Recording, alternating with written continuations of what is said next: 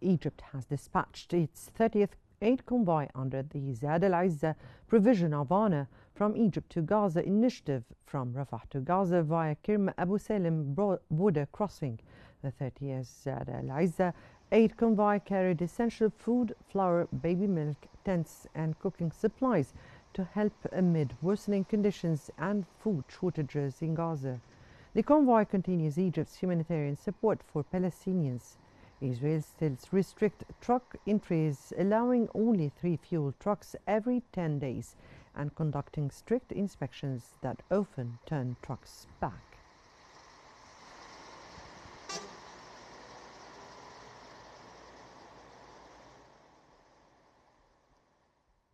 Arab foreign ministers are meeting in Cairo for the 164th Arab League session, reaffirming support for Palestinian statehood and condemning Israeli actions in Gaza and the West Bank.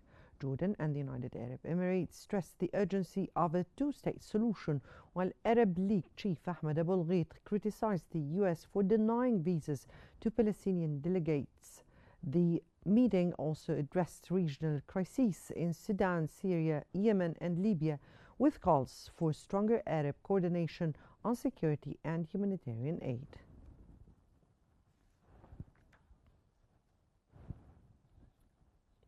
The Gaza Ministry of Health has reported that Israeli attacks over the last 24 hours have killed at least 84 Palestinians and wounded 338 others. Among the casualties, 17 people were killed and 174 injured while seeking aid, bringing the total number of aid seekers killed to 2,356 and those injured to at least 17,244. These figures raise the overall death toll in Gaza since the conflict began on October 7, 2023, to 64,231, with 161,583 more injured.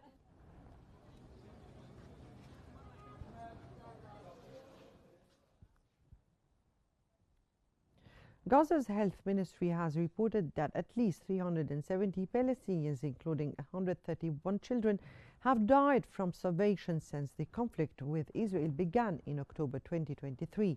In the last 24 hours alone, 3 more people have succumbed to malnutrition in the Gaza Strip, underscoring the worsening humanitarian crisis as the war continues.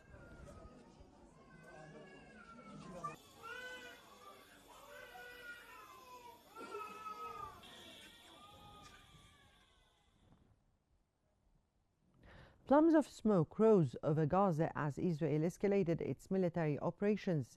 Israeli bombardments pushed more Palestinians out of their homes in Gaza City, though thousands defied evacuation orders, staying amid the destruction.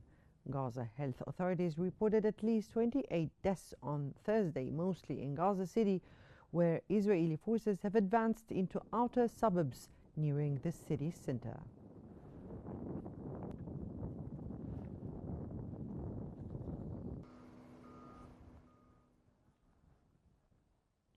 Scuffles erupted between protesters and police in Jerusalem during a large rally outside Prime Minister Benjamin Netanyahu's residence.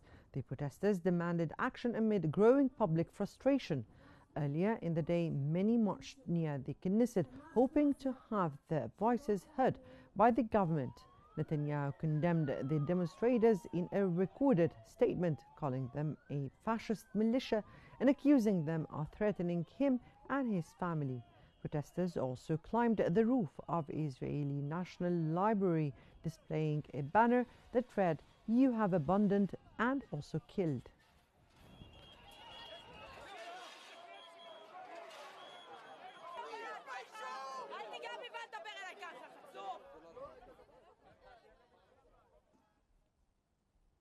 Many Israeli reservists called up for service are doubting the government's aims. Despite a large mobilization of 40,000 reservists, turnout was reportedly lower than expected due to fatigue and skepticism.